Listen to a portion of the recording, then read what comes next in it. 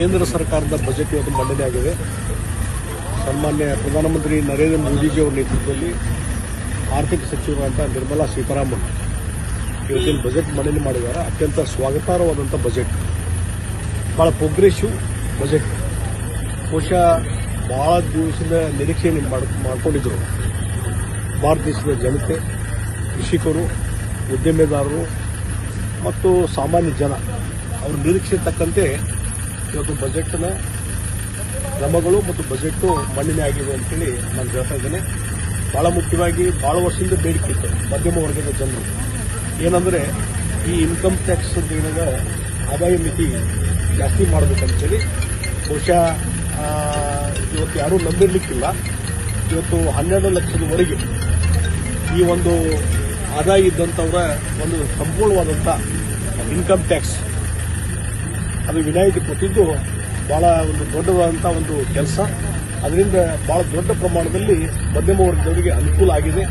ಅದರಲ್ಲಿ ಸರ್ಕಾರಿ ನೌಕರದಲ್ಲಿ ಇದ್ದಂಥವರು ಅವರ ಆದಾಯ ಇರ್ಬೋದು, ಅವರು ಹಿಡ್ಕೊಂಡು ಮಧ್ಯಮ ವರ್ಗದ ಜನರಿಗೆ ದೊಡ್ಡ ಪ್ರಮಾಣದ ಆದಾಯ ಆಗಿದೆ, ಅದರಿಂದ ಬೆನಿಫಿಟ್ ಆಗಿದೆ ಅನ್ನುವಂಥ ಮಾತನ್ನು ಈ ಸಂದರ್ಭದಲ್ಲಿ ಹೇಳ್ತೀನಿ.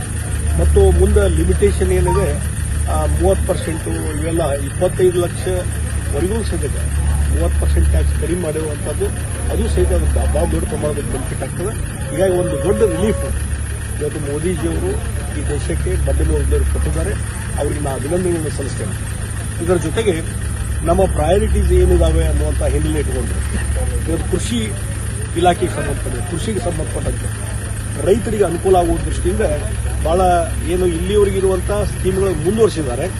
ಮತ್ತು ಅದರಲ್ಲಿ ಯಾವ ತಾಲೂಕುಗಳಲ್ಲಿ ಯಾವ ಡಿಸ್ಟಿಕ್ನಲ್ಲಿ ಇವತ್ತು ಉತ್ಪಾದನೆ ಕಡಿಮೆ ಇದೆ, ಕೃಷಿ ಉತ್ಪಾದನೆ ಅದನ್ನು ಹೆಚ್ಚಳ ಮಾಡಲಿಕ್ಕೆ ಹೆಚ್ಚಿನ ರೀತಿ ಪ್ರೋತ್ಸಾಹ ಕೊಡುವಂಥ ಕೆಲಸ ಇವತ್ತು ಇದರಿಂದ ಆಗ್ತಾ ಇದೆ.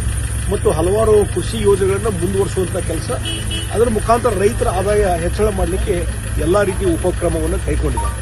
ಮತ್ತು ಭಾಳ ಇನ್ನೊಂದು ಇಂಪಾರ್ಟೆಂಟ್ ಸೆಕ್ಟರ್ ಅಂದರೆ MSME, ಸಣ್ಣ ಕೈಗಾರಿಕೆ. ಅದರ ಕಾಂಟ್ರಿಬ್ಯೂಷನ್ GDP ಇದರಲ್ಲಿ ಅವ್ರ ಕಾಂಟ್ರಿಬ್ಯೂಷನ್ ಜಾಸ್ತಿ ಇರೋದ್ರಿಂದ ಸಣ್ಣ ಉದ್ಯಮಗಳನ್ನು ಬೆಳೆಸಲಿಕ್ಕೆ, ಹೆಚ್ಚು ಉದ್ಯೋಗಾವಕಾಶ ಮಾಡಲಿಕ್ಕೆ ಅದಕ್ಕೂ ಹಲವಾರು ಯೋಜನೆಗಳನ್ನು ತರುವ ಮುಖಾಂತರ ಅದಕ್ಕೊಂದು ದೊಡ್ಡದಾದಂಥ ಒಂದು ಕೊಡುಗೆಯನ್ನು ಇವತ್ತು ಕೊಟ್ಟಿದ್ದಾರೆ.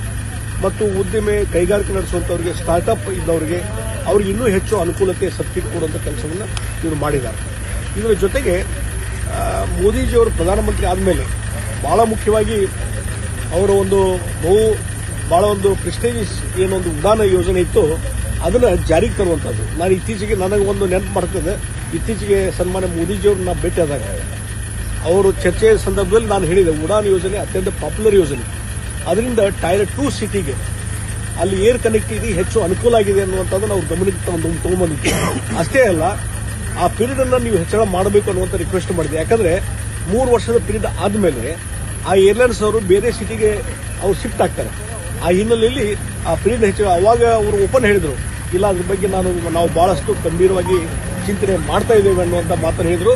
ಇವತ್ತು ಬಜೆಟ್ನಲ್ಲಿ ಅದು ಪೀರಿಯಡ್ ಜಾಸ್ತಿ ಮಾಡಿದ್ದು ಮತ್ತು ಉಡಾನ್ ಯೋಜನೆಯನ್ನು ಸ್ಕೀಮನ್ನು ವಿಸ್ತರಣೆ ಮಾಡಿದ್ದು ಕೇಳಿ ಭಾಳ ಸಂತೋಷ ಆಗಿದೆ. ಇದರಿಂದ Tier 2 ಸಿಟಿ ಇಲ್ಲಿವರೆಗೆ ನೋಡ್ರಿ, ಎಲ್ಲಿವರೆಗೆ ಯಾವ Tier 2 ಸಿಟಿಗೆ ಏರ್ ಕನೆಕ್ಟಿವಿಟಿ ಇರುವುದಿಲ್ಲೋ ಅಲ್ಲಿವರೆಗೆ ಡೆವಲಪ್ ಆಗೋದಿಲ್ಲ.